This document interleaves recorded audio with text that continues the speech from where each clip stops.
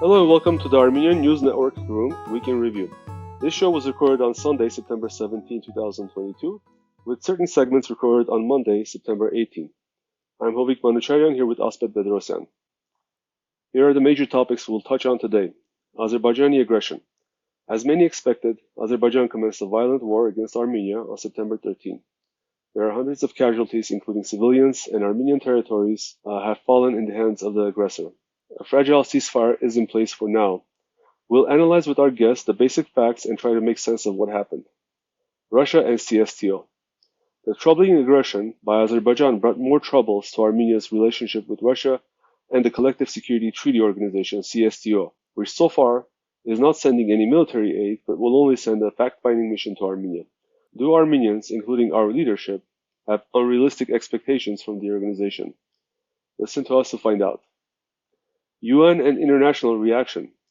Next, we'll analyze the international reaction to the attack, including Armenia's appeal to the UN Security Council, as well as cover the interests of Armenia's southern neighbor, Iran.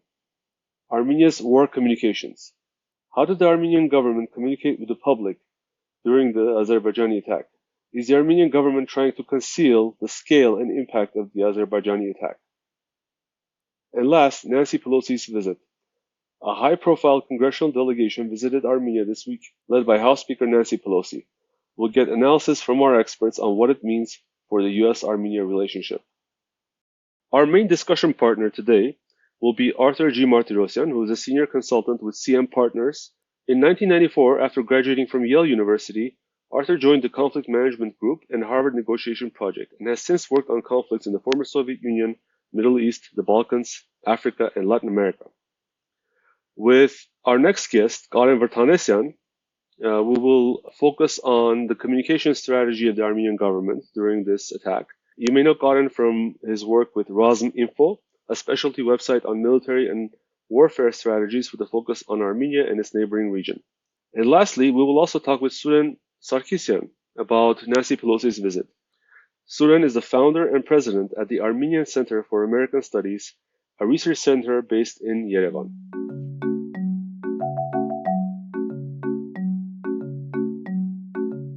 Folks, we think we have a very interesting show today for you. But before we continue, we'd like to request that you subscribe to our YouTube channel and follow us on Twitter. Also subscribe and rate our podcast, which you can listen to wherever you get your podcasts. It really helps us get our word out to more people. Finally, we're very active on Facebook, both as a group and a page. And all our Groong links are on our Linktree page. And we'll make sure you can find that on all of our profile pages, so you can click on that and find us everywhere. So if you like our shows, please share with your friends and follow us everywhere you're used to getting your news. Thanks, and on with the show.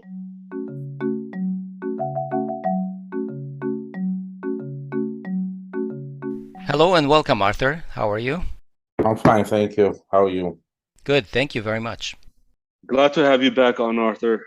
On the morning of September 13, 2022, shortly past midnight, Azerbaijani armed forces began a full-scale offensive against the entire border between three Armenian marzes, Gegarkunik, Bayot, Suren Sargsyan. The intensity of the fighting was equivalent to the 44-day war with Azerbaijan. As of Saturday, September 17, there are at least 135 deaths on the Armenian side, while Azerbaijan claims 79 dead. Those numbers are sure to go up. The attack was accompanied with war crimes, including attacking civilian areas, killing of civilians, as well as horrendous rape, mutilation of female Armenian service members, all broadcast on the internet by Azerbaijani forces for the world to see. Additionally, on the Armenian side, there are 7 official POWs, while prominent human rights lawyer Suren Sargsyan claims more than 20. And of course, hundreds of wounded. There are about 200 damaged houses, and more than 7,600 residents have been evacuated from towns and villages near the fighting, which includes Kapan, Jermuk, Sotk, and even Martuni. The Azerbaijani forces also gained territory. In Jermuk, the enemy has broken through 7.5 kilometers deep and 8.5 kilometers wide, and Azerbaijani troops are now 4.5 kilometers from the town. And since September 16, there is a humanitarian ceasefire in place, which seems to be holding at the time of this recording, which is Sunday evening Armenian time. But Armenian officials have also accused Azerbaijan of preparing to attack Armenia from Nakhichevan in order to forcefully punch a corridor through Armenia's south. Arthur, what was your observation of what took place? In your assessment, What is Azerbaijan's goal this time? And was Armenia taken by surprise by this invasion? Well, Azerbaijan's goals haven't changed, have they? Well, anytime the sides go to war, you need to understand that it's just a continuation of politics by other means, as von Clausewitz once put. So you need to understand why they are doing it and what have you done or not done that has allowed them to do it, right?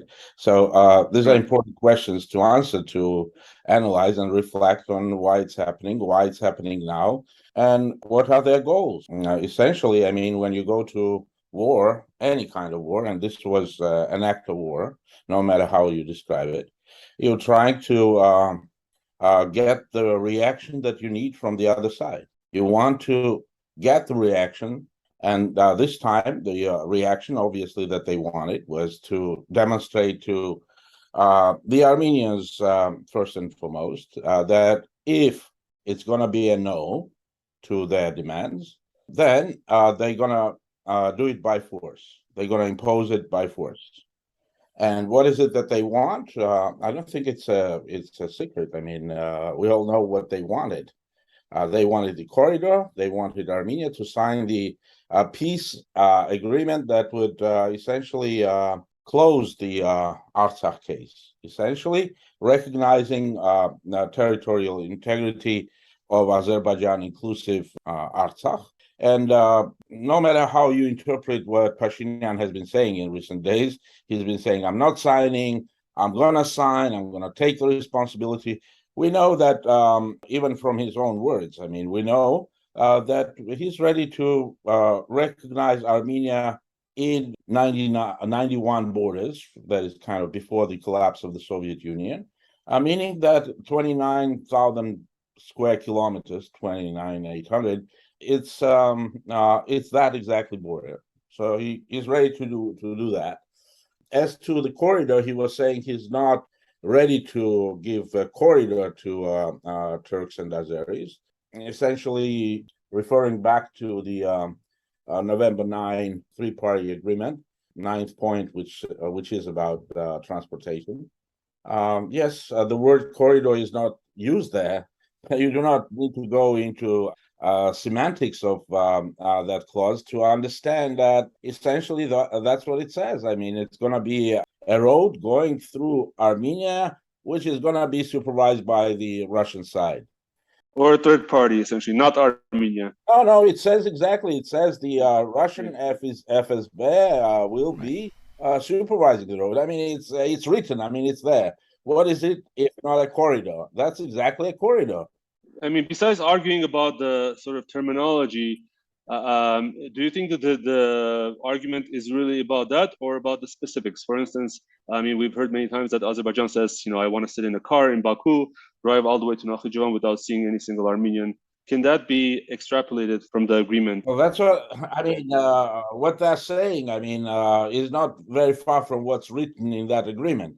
They may see Russians, but not Armenians on that road. I mean, that road is not going to be essentially under Armenian sovereignty. That's what it is. And Pashinyan now is saying he's not going to sign. Well, I mean, if we chronologically go back and try to analyze what's going on and what's in the background of this, you can see that essentially the bigger picture is a war of Russia and Ukraine, which is pivotal for the next equilibrium in the world order. So we are in a disorder now, and much depends on how that war ends and how the West, Russia, and China and others come to a new kind of equilibrium, whether that's going to be a new Yalta, new Potsdam, or new Westphalia, whatever it's going to be. The world is in a disorder, so it's going to come to an order. So we are in a kind of a flux right now. So that's the bigger picture. The other piece is that Europeans started to show that they still have a role to play in Artsakh issue. We know there were 2 meetings, and the last one sounded promising. I mean, again, quoting Pashinyan himself, he said it was promising. We have assigned our foreign affairs ministers to start working on the text of the agreement. And apparently that's where the problem started to surface. According to Aliyev, and Erdogan, in their understanding, there was a commitment from the Armenian side. I mean, Armenian side, that is Pashinyan, they can obviously deny and say, we never agreed to anything there.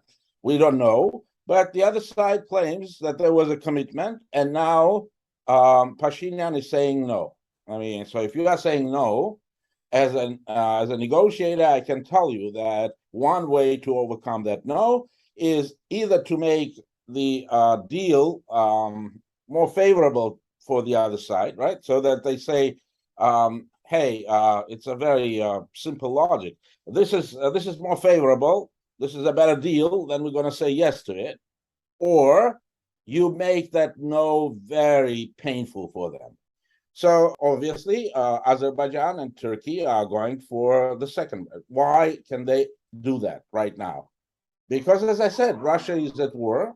Even if Russia were not at war in Ukraine, I mean, if you were an astute observer of developments in the region, and I'm sure that when we have the Speaker of the Armenian Parliament, not Pashinyan, by the way, the Speaker of the Armenian Parliament and the Secretary of the National Security Council of Armenia and other Pashinyan minions saying that we are so dissatisfied with Russia's behavior, I'm puzzled, because if you are again an astute observer of developments in the region, you could go back, way back to 2016 to see how Russia was exercising constraint in dealing with Turkey and Azerbaijan. And when one party is exercising that kind of constraint, when your ambassador is killed in Turkey, when your aircraft is shot down over Syria, and you are exercising constraint, it means that you have significant interest with that party. So you don't want to jeopardize those interests. Right. And you are not trying to get to a level of full-blown confrontation with them. Well, there was a kind of period of, obviously, after killing an ambassador, but then Turks came and they somehow managed on that track of dealing on their interests, find something that would keep Russians satisfied. I mean, I'm not going to go into the full-blown analysis of the Russian interest in Turkey, but I can only say that after the war in Ukraine started, those interests became even more. They moved from the basket that is important to critical, and then even some to the basket that is vital national interests of Russia. Okay, it's a hub for dealing with the Western sanctions. It's there are so many pieces to it, right, including geopolitics and dealing with NATO and whatnot in the future architecture that Putin and Kremlin in general have in their mind, that the role of Turkey is too important there, so that Russia, for Armenia and for its obligations on CSTO, can start a full-blown war with Azerbaijan, which is Turkey's extension, essentially, in, well, I'm simplifying it, but it essentially is when it comes to dealing with Armenia, extension in Southern Caucasus. Obviously not. Obviously not. Right. But if you knew that they are not going to do it, and you're kind of playing, oh, we were expecting you would come and do that, it's strange, because you are chairing in the CSTO. Pashinyan was chairing that session that was discussing, well, I mean, behind closed doors, obviously, that was discussing what to do. And what we can see, I mean, not, what they're doing, not what they're saying. I mean, essentially, again, I mean, you won't find Pashinyan saying that he's dissatisfied with Russia's moves, which are, we'll do everything diplomatically to stop this, but do not expect us to go militarily, intervene militarily, because we can see how that's the Russian take on this. We can see how the collective West is trying to set fires along the entire perimeter of Russia. Yeah, and we're now seeing Tajikistan, Kyrgyzstan, everywhere, and elsewhere.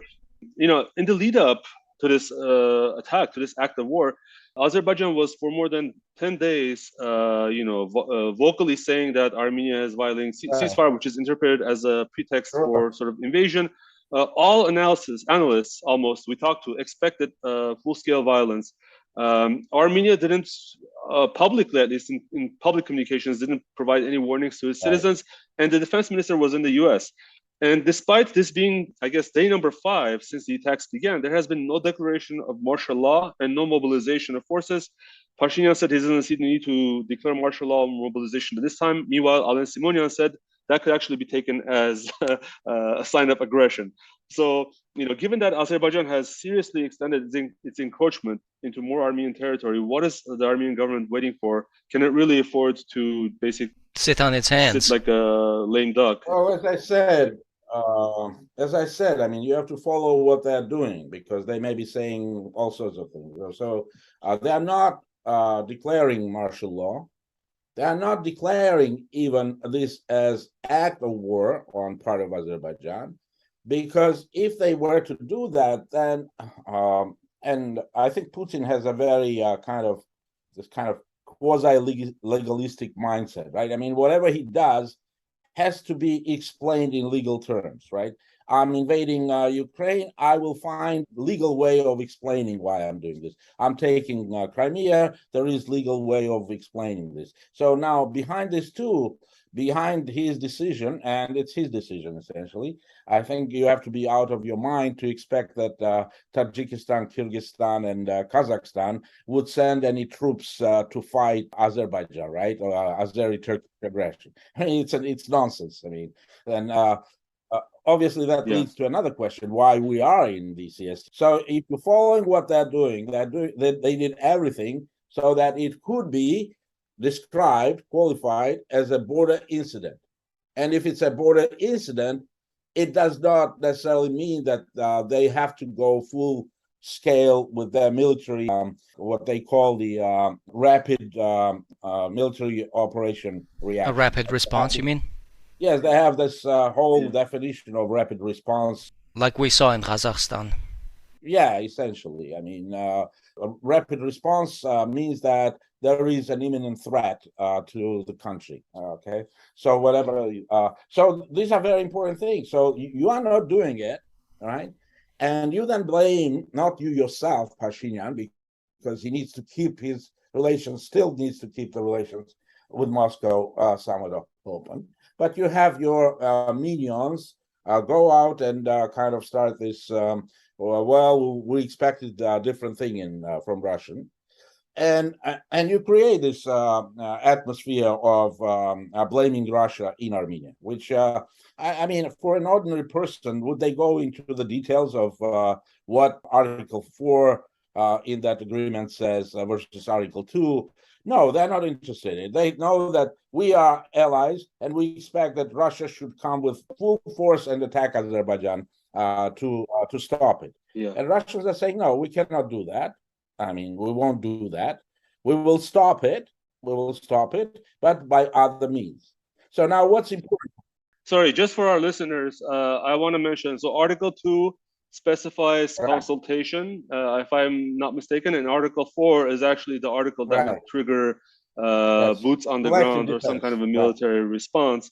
And there was a question initially, about which article Armenia applied under, but in effect, we're seeing that they're sending an observational mission. It's not like you apply under an article. You appeal to a CSTO meeting, and you're saying, I'm an attack, and you somehow qualify it, right? Are you using the words, we haven't seen the text, are you using the word, we are at war with our neighbor, where there is an act of aggression from our neighbor, how it was qualified in that document? And observing also the Armenian chief of general staff, he's also avoiding the word war from the very beginning. I mean, they avoiding the word war. Yeah. And obviously they're playing that into kind of this scheme that this should not be. I mean, I must say that the whole thing, I mean, I don't know if it was a surprise for Russians, that essentially it was, it is a development that in chess we know as Zugzwang, right? I mean, no matter what you do, it's going to be bad for you, right? You intervene, it's going to be bad for you. You do not intervene, it's still going to be bad for you. Right. And I don't know what Alan Simonyan, the Speaker of the Armenian Parliament, meant when he said Americans did so much to stop this, when we know publicly, maybe they did something that we haven't been seeing, but I'm kind of wondering what is it that Americans did. But we remember that Secretary of State Blinken went public and he said, we expect Russia, who has good relations with both sides, this is not a verbatim quote, but close enough, to do something to stop the warfare. All right. So if Americans are saying that Russians should be doing something, why is Alen Simonyan saying that it was Americans who stopped essentially the war? I mean, it's strange, right? I mean, but it's not strange if you look at what their overall strategy has been and how this whole thing is now like a puzzle. You know, you put small pieces. Still, a lot of pieces are missing, but you can see what the actual picture is. You can see the picture. I mean, why they're doing it, how this is happening. So now, did Azeris do this without informing Moscow they were going to do this? I doubt. I mean, if they did, then it would have been probably a very different tone and conversation with them, right? I mean, you at least have signed a strategic alliance agreement with them. Arthur, also, every analyst that we've talked to since Brussels has known that there's an act of aggression coming. So I'm not sure how the government could not have known this. Okay, the government knows, and again, to all this puzzle, right? So if they know, why they're not doing something to make at least these attacks less pernicious, right? I mean, for the Armenian side. I mean, for 2 days, the entire nation was on, and maybe still is, on its tiptoes, right? I mean, what's going on? I mean, shall we expect a full-blown war? I mean, from Nakhichevan and from... That's exactly the point of that war. The point of war was not really, they were not going to cross even further into the border. Not yet. They don't need that. They needed to get the reactions they got. Okay? And what are those reactions? Those reactions are, oh, it's a war again. We don't want a war, right? And we don't want a war. And Pashinyan keeps repeating that. In the parliament, he said he was going to sign, and he is not going to sign anything. He's still on that track. The peace, right? So what is that peace era? And he's been saying this for some time. There are very important elements of even in his rhetoric, which can go back and forth on issues, and then kind of go about face, say completely different thing, contradicting to what he was saying. But he's consistent on some things. He has been consistent on one thing, that is his understanding of peace, right? How he's going to achieve that. He's not going to do anything to provoke the other side. Even if the other side is taking Armenian territory, he's not going to respond. That was his behavior, remember, with the Black Lake, with other territories on May 12th, and I'm not going to go into the details, but we all remember what was his behavior. So not do anything actively provoking the other side to go to a war. Here, too, the General Staff, Chief of General Staff says that there is a unit, 10 to 12 Azeris, who are in the vicinity of Jermuk on one of the heights, not specifying. And then Alen Simonyan says there are probably the special task units that are on the Armenian territory, not specifying where they are. But if you know that they're there, what is he saying? They're surrounded by our troops, he says, and will wait, he says, for several days until they retreat. If they're surrounded, for God's sake, any military would say, take them as prisoners of war. They are on your territory. Absolutely. Or destroy them. That's it. But he's saying, we will let them retreat. And maybe these are exactly the guys who killed, mutilated, and made the Azeri festival on that, right? And that was also part of the psychological pressure on Armenian society. So the reaction is, we don't want a war. And now we don't want a war. Now to this is added, we cannot afford a war because Russia is not with us, right? It's not supporting us on that war. So Russia is not supporting. We don't want a war. The West is too far to come and interfere. Then what is left? I have to sign what they are demanding, right?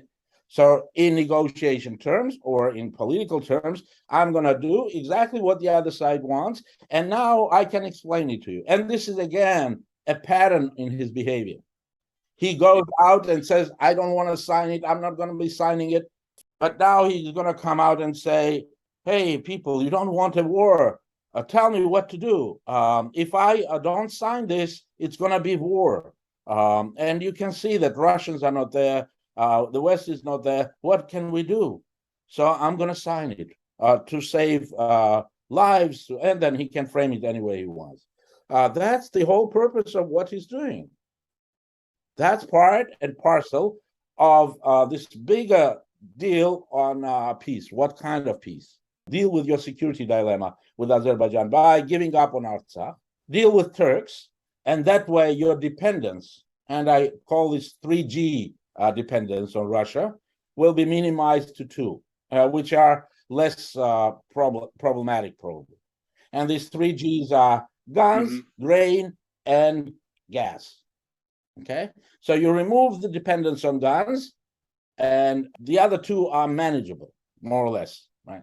So, but this is a critical thing that once removed is going to be completely out of the Russian capability to claim any legitimacy for staying in the region. In other words, this is exactly what the West wants. This is exactly what the Pashinyan government wants. This is exactly what Azeris want. And there are only 2 players that do not want this. This is Russia and Iran. So this is the bigger picture of where we are. Arthur, in passing, you mentioned that the way that this was framed to the publicly, at least in the first 3 days. So I noticed a specific change in tone. Like the first 3 days, it was phrased as a border incident, while this was being considered by CSTO. But then Armenian officials sharply started accusing Russia of not being supportive enough. Armenian officials then, once it went into the UN, they actually started using the term aggression. And it seemed to be like a sharp contrast between the first characterization. Hovig, did that start after the first CSTO meeting? Yes. No, so it started on the 3rd day. Basically, as they were about to reach a ceasefire, they started changing the tone, especially like with the second UN Security Council public meeting, where the Armenia's ambassador started to use that terminology. He also accused of Azerbaijan of further attacks. What should have been Armenia's proper response to the CSTO? What should we even have requested help from them, knowing the potential outcome? Well, I mean, we talked about the constraints on Russia. I mean, they wouldn't want to go into this trap of starting the second front. This terminology has been around by Ukrainian officials for a long time. They've been appealing to Georgians to start the second front, to Azeris to start a second front. Anytime a Bayraktar would go up in the air, Secretary of National Security of Ukraine, Danilov, would say, hooray, the Azeris are about to start the second front. Okay, we understand what's going on. So if you understand that, you understand that Russians are not going to intervene militarily. They're not going to go into this knowing that it's going to disrupt their current relations for a while. And every day is important for them. Disrupt their relations with Turkey. And if you are doing that, you are essentially, and this is how I interpret also Blinken's statement, it's a kind of throwing the challenge to Russia. And now go and deal with this. And if you cannot deal with it, right, if you do not intervene, it will be bad for you, as I was saying. If you intervene, it will be even worse for you. So choose whatever you're doing, right? And so they said, we're not going to intervene. And that was obvious. If it was obvious, what are your real expectations from that organization, CSTO? And I've been saying from day one in CSTO, the only thing Russia, given its architecture and elements, right, Tajikistan coming to fight for Armenia, come on, give me a break.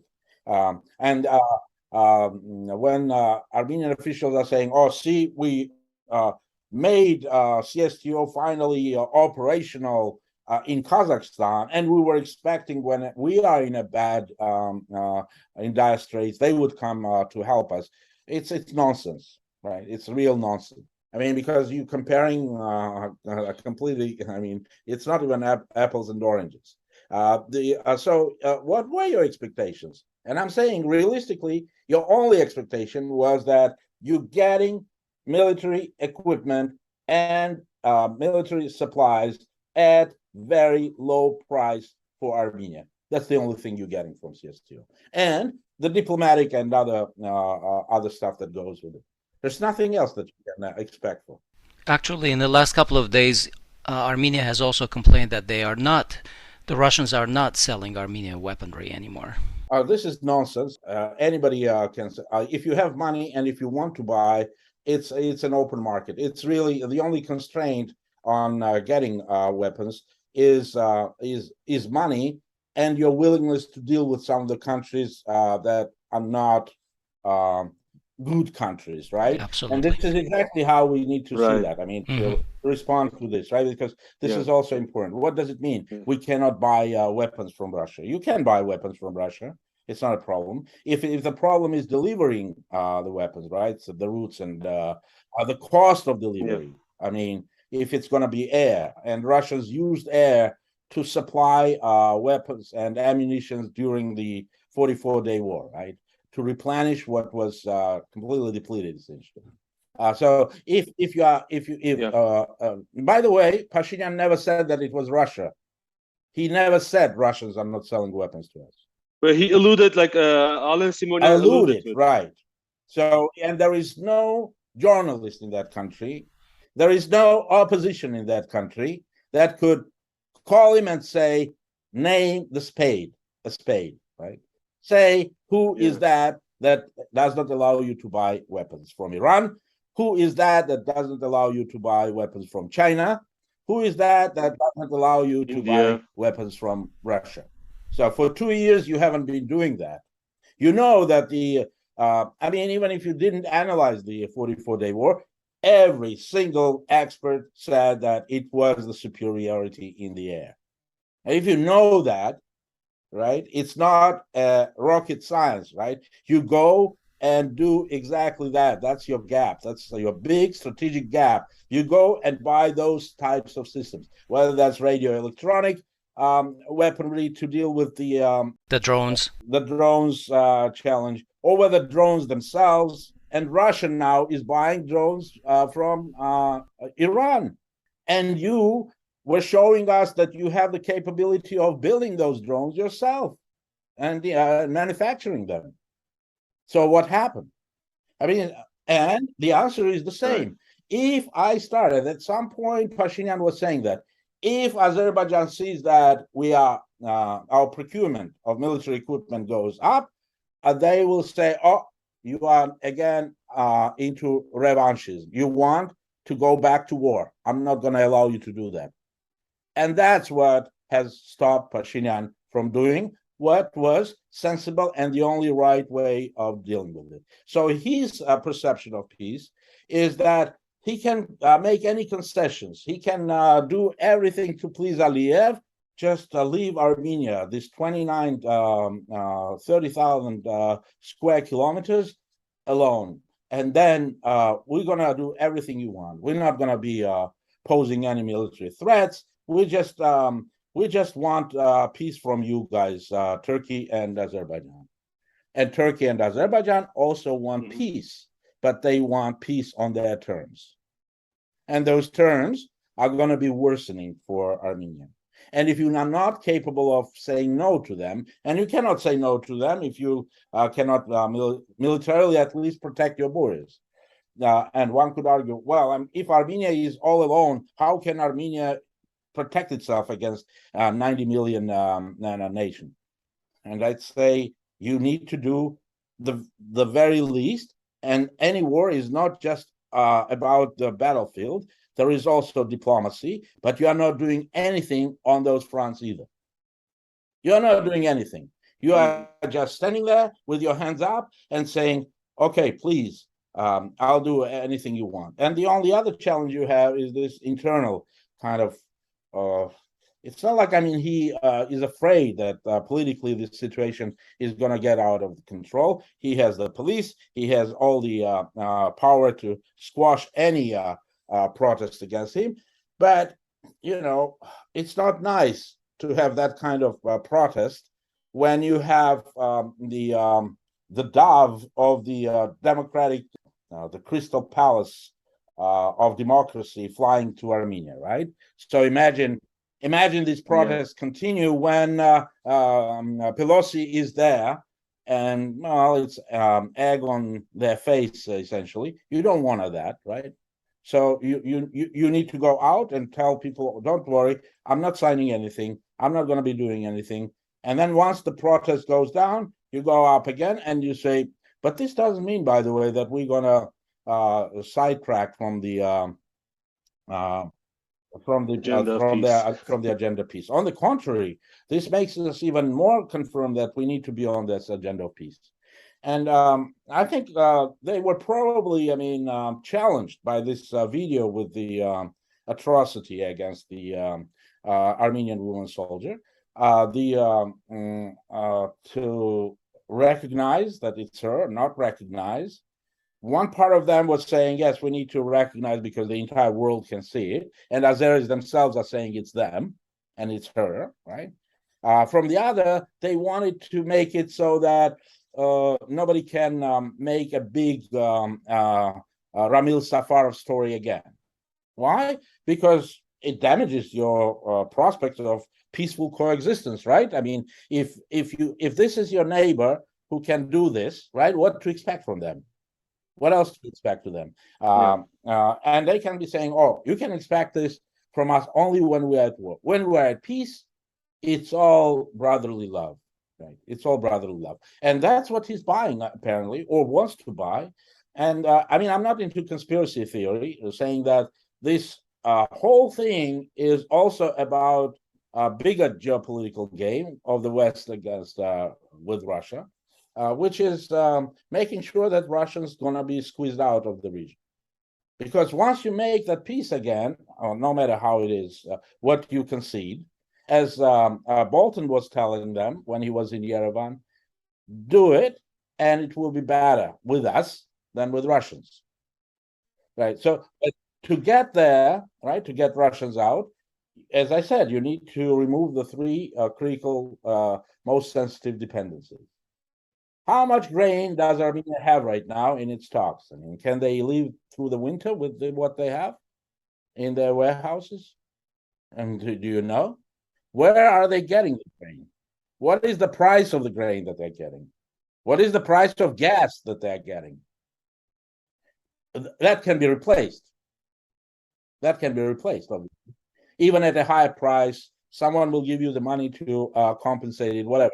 But the guns, if you depend on the guns, it's very difficult to replace quickly. Now, if you remove that from the equation, you can deal with that. And that's why now Secretary of National Security Council of Armenia is emboldened enough to suggest that we may even pull out of the CSTO, right? I mean, when several months ago, that same person was saying that CSTO works, we made it work. Right? It's the same person. Yeah. Why? Because they think that the situation is changing. They probably miscalculated, as much of the West miscalculated on the war in Ukraine. Right? Some thought that it would end in a couple of months. Now people are talking about years. Ukrainians themselves.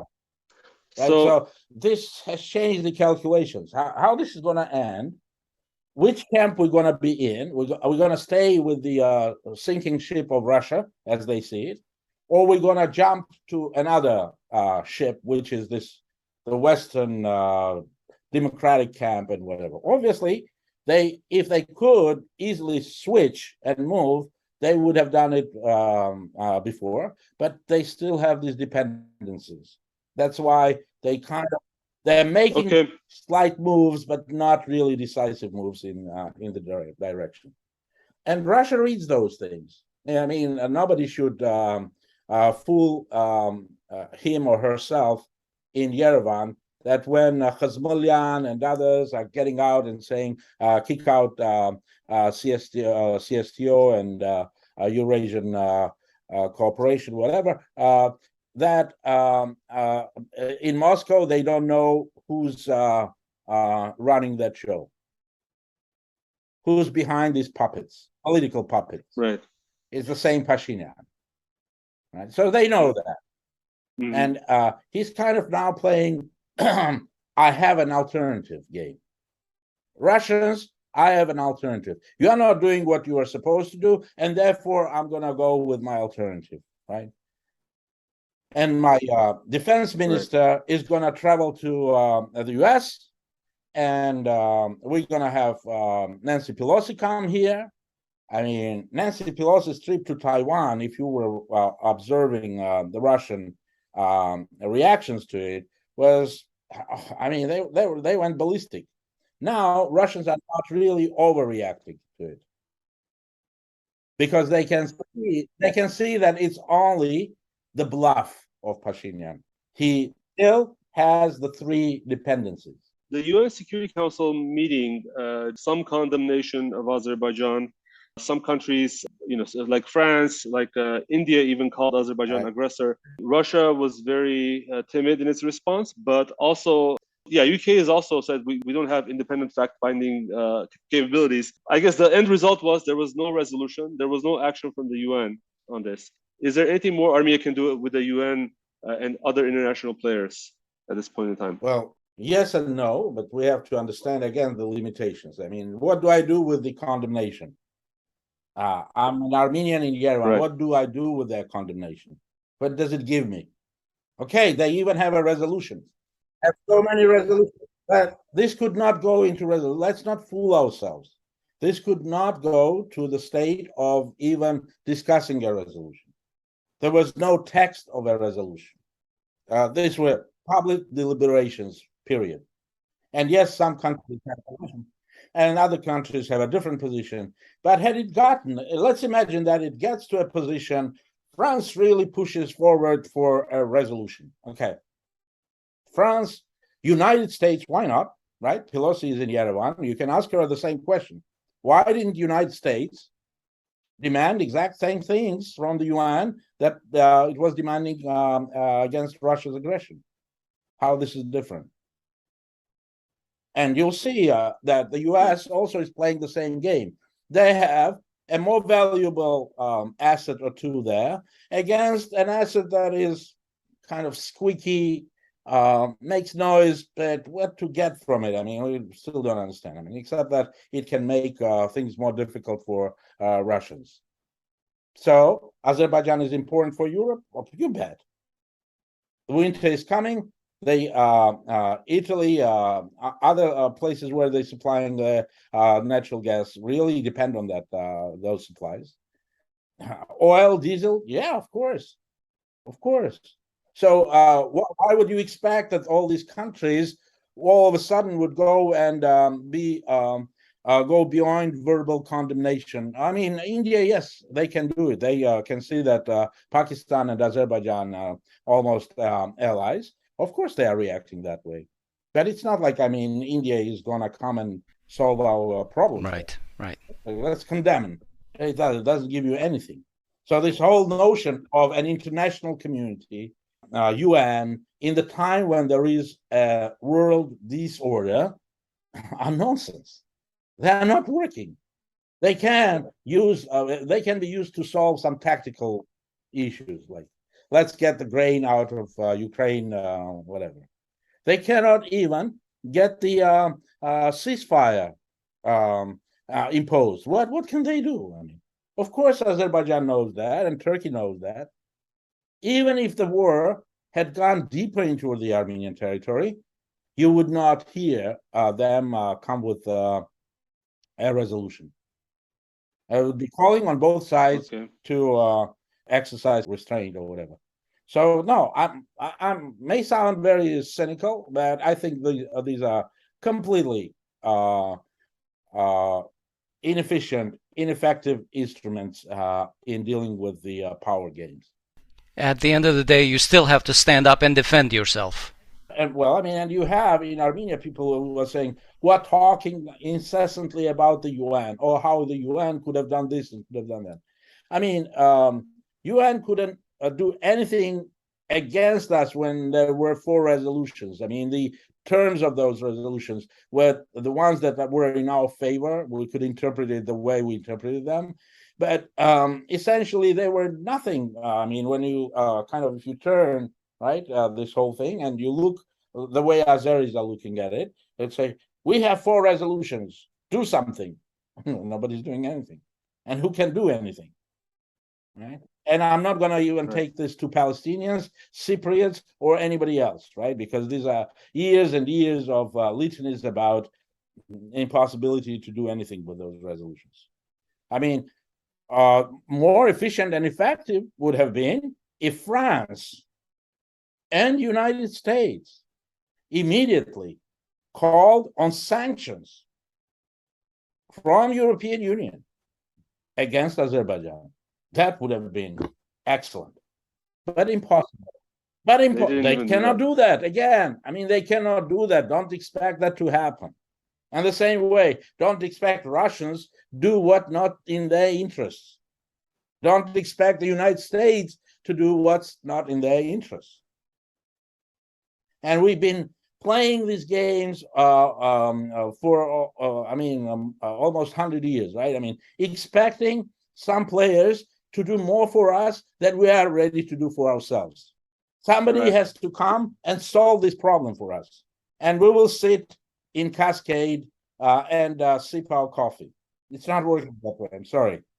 Let me just then also quickly cover Iran. Basically, this week in Samarkand at the Shanghai Cooperation Council, Iran's President Ebrahim Raisi commented on Azerbaijan's invasion, saying that any change in borders of Azerbaijan and Armenia should be rejected.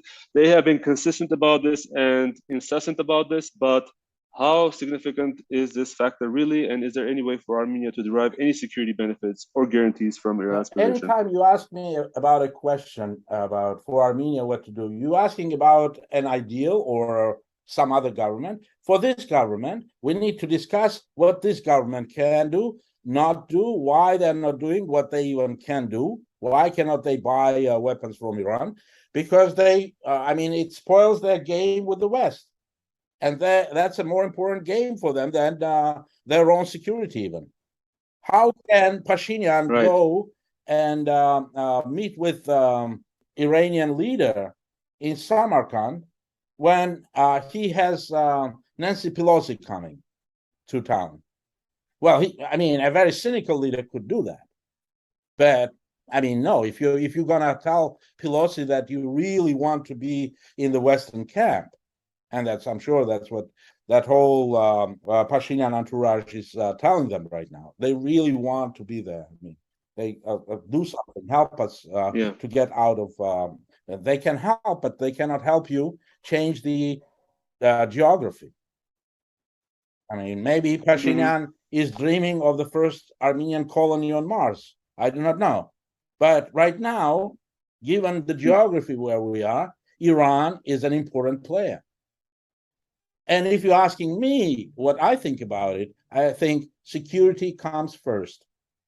Democracy, all other notions that these high-blown values that they're using, the liberal values that they're using, they come not even second in my book. Security comes first. And if you, United States, are not going to help us with the security, if you, Russia, are not going to help us with security, I need to go to self-help. I need to do what I can do to protect myself. And that's exactly what Israel has been doing throughout. And that's only one successful model that we have.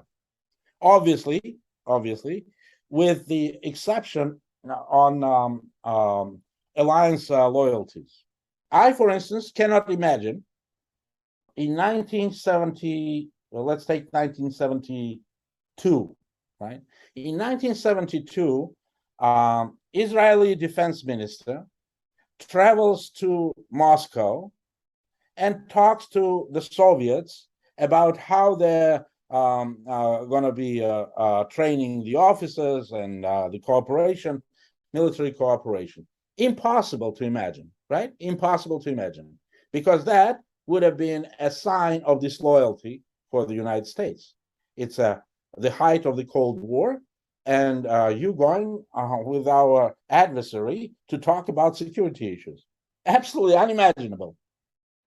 1973, Yom Kippur War Right. would have been a very different war for Israel had they been doing that. What is Armenia doing? Mm-hmm. Our defense minister is in the United States discussing these important issues with the US when our strategic ally, I'm switching now, see, I have to do this, right? I have to look at this from different perspectives. So the Russian perspective now. When we are at war in Ukraine, when we are bleeding, and they're going and talking to the Americans. Okay. So what would be your reaction to that? If I cannot do anything right now to teach them a lesson, I will do that whenever I have the time. Whenever I have the time, I will have to teach them lessons. And Pashinyan is playing on this, hues and terms. We probably talked to Shoigu and told him that we're going to go to the United States. It's fine, right? If we go and talk to Americans, we're not going to talk about anything against you. We're just talking about cooperation. Okay, so how come you can go to the United States and talk about cooperation, but you cannot buy the weapons? So where is the line? I mean, did Russians tell you that it's okay for you to go and talk to Americans in the United States, but it's not okay for you to buy weapons from us? To your knowledge, is there any kind of a red line on the part of the United States about buying weaponry from Iran on the part of Armenia? I don't know. Obviously, Iran is under sanctions, but Iran has made it obvious that any third party can buy weapons from them. I mean, that part of the things. I mean, if you go back into the first war, right, the very first war, where were we getting weapons? Anywhere we could. The same applies here. China produces lots of great weapons. Not probably on par with Israeli, but good enough to deal with the Harups and all other stuff that they have purchased from Israel. So don't tell me that you cannot do that. You don't want to do that. If you don't want to do that, there is a question why you don't want to do that. Because the word want means that there are some interests. And I think the most plausible interpretation of those interests are, if we deal with Iranians, we're going to get Americans angry. We don't want Americans to get angry. What did they do? Even with China, remember, I mean, they joined this State Department group denouncing Chinese treatment in Uyghur. Why do you need that? I mean, because, again, you are putting some of those issues at the center. They are the priority for you, not the security. They think that they have done, they've solved the security dilemma. And they will continue to solve it somehow. But they have not, and they will not. The security dilemma is still going to be on the table. You cannot, as Arap Papian is saying, quickly, in 5 minutes, become a NATO member. Ukraine didn't become a NATO member in 5 minutes, nor did Finland, nor did Sweden. And given the problem that we have, right, the territory that we will need to defend against advancing armies from two sides is such that it can collapse if you do not do anything in several hours. And that's what they're doing. They're not doing anything. I think we have to end it here, Arthur. I really appreciate your time today. Thank you, Arthur. Yes, bye. Bye-bye. Talk to you soon. In the following segment, Asped and I have a short conversation with Karen Vrtanesyan, who is editor of Razm Info, a specialty website on military and warfare strategies with a focus on Armenia and its neighboring regions. With Karen, we want to focus on the public communication aspect of this war, and also we'll get a general take of his opinions on what happened. This specific segment was recorded Sunday, September 19, evening time in Armenia. Hello, Karen, and thanks for joining. Thank you for inviting me. Karen, we're here on Sunday, September 18th. Close to 6 days have passed since the beginning of the Azerbaijani offensive. In your impression, what was Azerbaijan's goal? Well, if we speak theoretically, there was nothing unexpected about this attack, because this is what the logic of all their previous actions were going to. It was going to this what we had during the last 5 days. They created platforms for attacking, for the next level of attack deep into Armenian territory, and they used it the moment they feel that, for example, Russia is too occupied by what's going on in Ukraine because of that Ukrainian offensive, in the Kharkov zone. And since the Russians were busy with what was going on in Ukraine and withdrawing their troops, etc., in Kharkov, Azerbaijan decided to use the moment, and they came actually at some point they almost reached the town of Jermuk. Karen, speaking of Jermuk, we also covered this a lot already in our discussion, which we had with Artur Martirosyan. But in explaining the incident, Chief of General Staff Edward Asyan explained to media that the Azeri incursion in Jermuk is overextended and claimed that they are surrounded. Furthermore, he expressed assurance that within a few days, their supplies will run out and they will be forced to retreat. Meanwhile, Alen Simonian talked about a few sabotage groups who are operating in Armenia and are being hunted down. It was unclear if these were the same groups that are supposedly surrounded in Jermuk. Are they talking about the same group? How would you assess Armenia's strategic and tactical military communication with the public and the press in the wake of this attack? Alen Simonian's claim about some sabotage group or whatever that was, it was technically refuted by his own press secretary, who said that he is repeating the same that the chief of staff was saying, which actually me. And he said that he got his information from open sources, etc., etc. So excuse me, but Alen Simonian was just bullshitting. Why is he even talking? I mean, why is he even giving information like that in the first place? Since you, Hovik-Jan, follows what's going on in Armenian media for at least the last 4 years. I know it's much longer than the last 4 years, but I think you have noticed too that in any critical situation, this Nikol Pashinyan's team, they try to throw in some absurd talk, some claims, some ridiculous claims, and people start talking about them, start discussing them, etc., etc.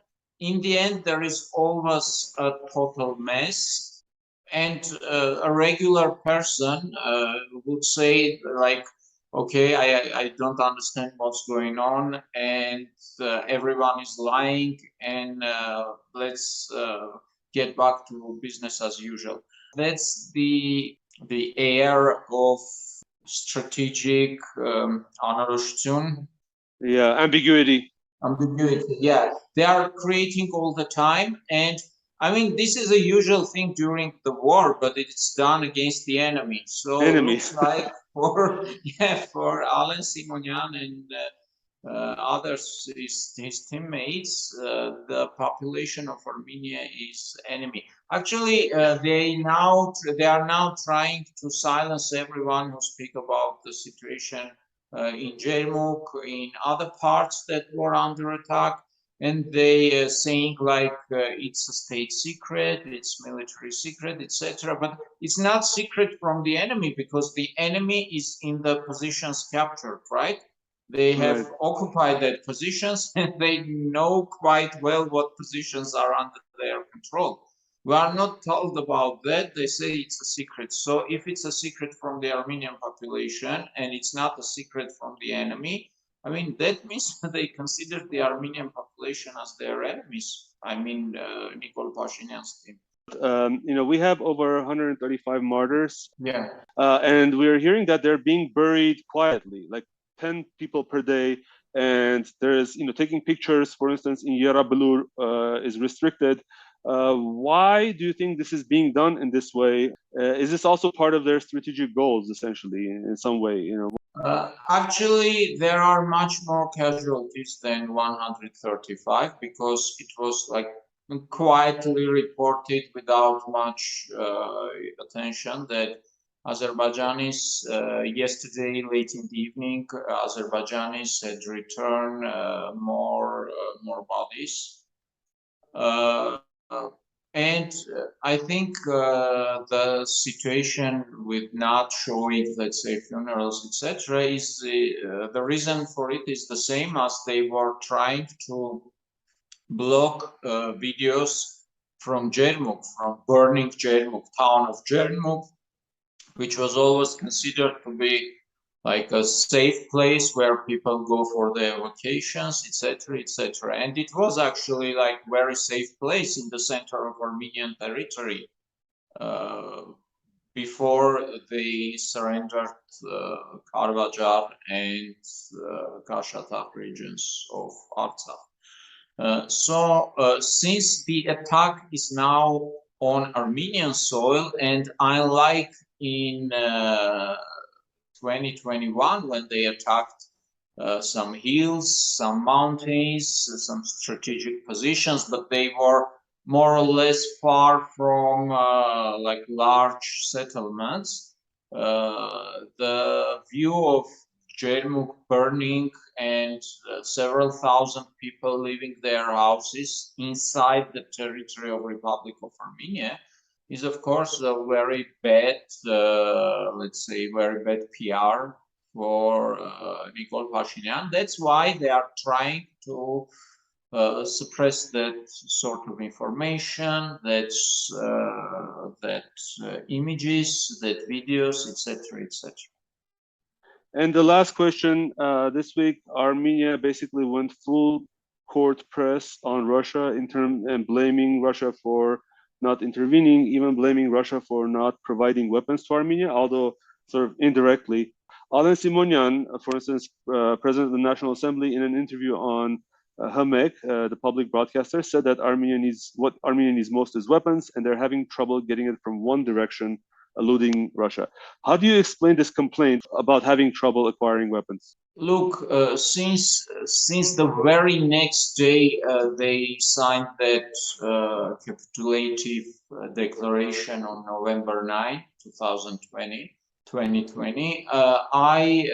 and not only I, like all the experts, some political figures, they said that the number one priority of Armenia should be rearming the army, because security is number one concern or problem of Armenia now. Nothing was done. In contrary, Nikol Pashinyan did everything to paralyze the army. We didn't have chief of staff of the army, which is actually commander of the army, for 5 months. We still don't have the chief of intelligence for I don't know how many months. It's more than half a year, etc., etc.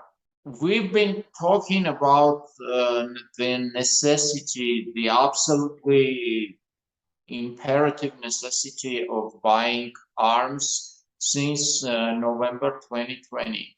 They didn't do that, but actually they were still covering up, saying that it's a secret, etc., etc. now when there is a Ukrainian war, the war in Ukraine, and actually there is a huge deficit on the arms market for all the countries. Now they are saying they can't buy weapons. Okay, why didn't you buy like in the year before? We had some time for recovery, and it was understandable that there is a serious conflict brewing in Ukraine. Why didn't you go and buy arms? Actually, the top arms dealer in Armenia, David Galesyan, was jailed, if you Right. remember, right? And now still he's under investigation. So if they needed that weapons, why didn't they, for example, let him buy more weapons, not from Russia, but other countries? Actually, these are all excuses, because every time with every failure, the first thing they do, they try to find someone to throw the blame on them. That's what's going on. Aspa, do you have any questions? No, I simply found the statement that who is the enemy of the Armenian government very illuminating.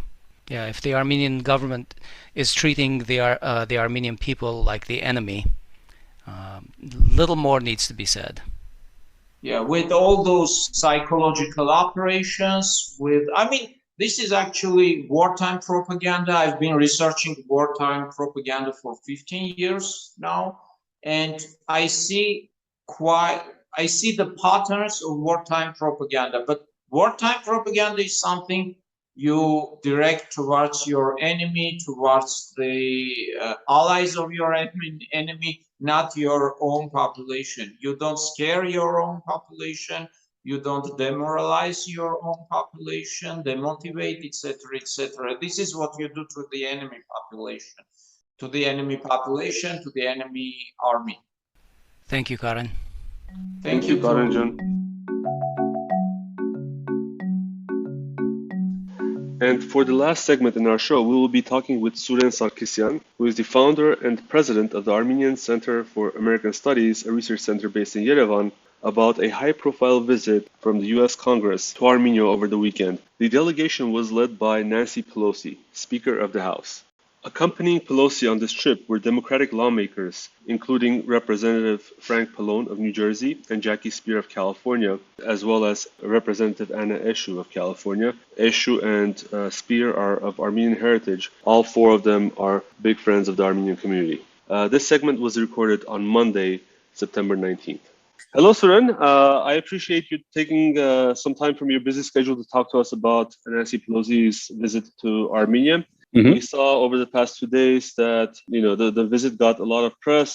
We saw some emotional photos of her visiting Tsarnakabert, and yes. But I wanted to get from you, your fresh impression. This is we're recording this Monday morning. What do you think about the overall visit, and what value it will bring to the US-Armenia relationship? Thank you. Good morning, and it's really very good to be here again. So basically, we have to understand that this is the highest level ever, highest level visit of the U.S. official to Armenia.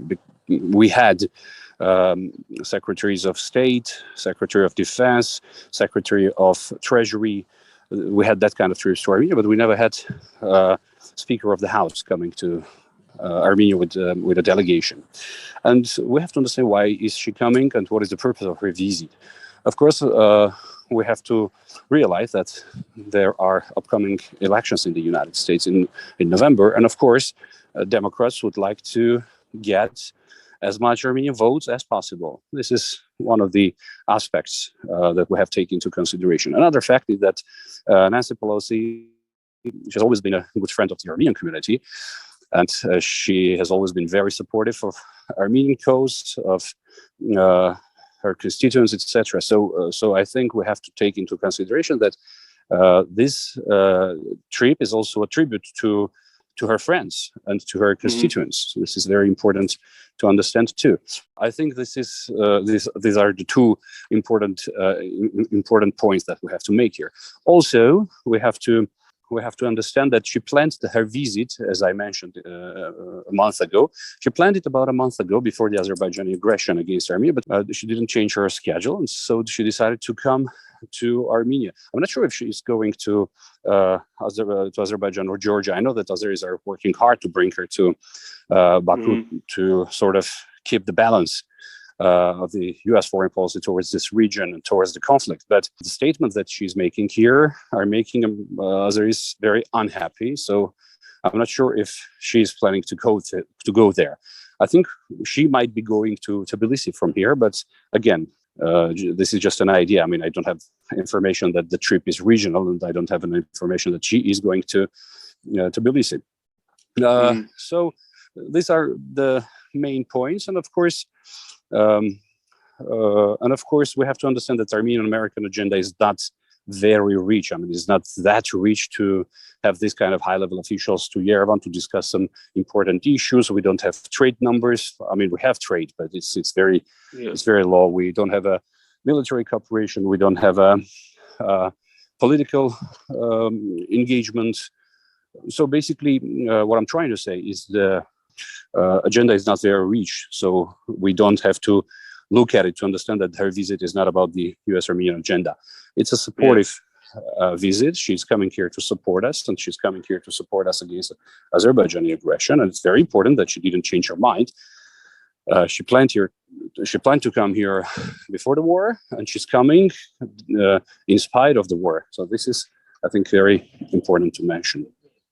Do you see any prospects for her trip rekindling some military cooperation? Because I think Alen Simonyan publicly said that, she said, we're here to listen. He basically asked for military help. Do you think that, especially in light of the Azeri aggression, that could be something on the table? I really don't think so. I would like to have that kind of hope, but I don't think so, because to support Armenia military-wise, they need to have a budget for that, and they need to find money for that, and of course they need to have a political will to support Armenia against Azerbaijan, which is, I think, is not very realistic, because why would they support one country against another country? Okay, they know it's an aggression, they have a diplomatic engagement, but that's it. I mean, they are not supporting one of the parties, and usually during the war in other countries, they are trying not to be involved if they don't have strategic interests there. And they do not have strategic interest to support Armenia against Azerbaijan. So I don't think there will be any military assistance or any military involvement. And the most important message that we got here is when asked, will you be protecting us, or will you be helping us, or take us under your protection? There was a question like this. She said, you have to figure out what you really want, and then you need to come to us to discuss what you really want, because you don't know what you want, and you're trying to get something from us. First of all, you have to understand what you want, and then you need to understand, and then we need to understand what can we give. This is the main message, I suppose, that she gave in Yerevan. So I suppose that there will not be any U.S. military assistance to Armenia in that regard. And last question, what did you think about Pelosi's comments about Russia? I think she said, it's interesting that all you got from CSTO is some observers. And of course, she was also giving her speech in front of the big fresco of the Vrtanesyan war. And she said that, this is, she mentioned like Armenia defeating Persia or something, Armenia fighting Persia in that war. Do you think that was a deliberate, pot shot at Iran? And have you seen any resonance from that from Moscow or Tehran? Of course, she tried to use this opportunity to speak about U.S. relations with Iran, U.S. relations with Russia. Of course, in this kind of events, in this high-level meeting, they usually use this opportunity to discuss that kind of issues. But I have to mention that this is not the first time that the US officials are having this kind of meetings in Vrtanesyan Art Center, where there is the fresco of Khanjan, Armenian painter Khanjan, about this Avarai. Secretary Clinton had a meeting with civil society representatives at the same building, at the same place. So this is not something new. So basically, I wouldn't concentrate on it. She just mentioned it. She just gave a link to that historical events. But again, I wouldn't concentrate on that, because she had a lot of other messages giving to us, giving to Armenia, giving to the world, giving to Azerbaijan. And I think we have to use this opportunity. We have to use these messages in our everyday diplomatic activities around the world to show the world that what is really happening, what is really Azerbaijan doing, and why Azerbaijan is preparing yet for another war and another military operation against Armenia. Well, thank you, Suren, very much for your take on this, and we really appreciate it. Thanks so much.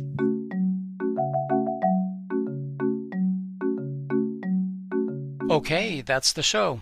Stay in touch. We like to hear from our listeners. If you're not subscribed to our channels, please do so on YouTube, Twitter, Facebook, and on your favorite podcast platform. On behalf of everyone in the show, thanks for listening. We'll talk to you next week.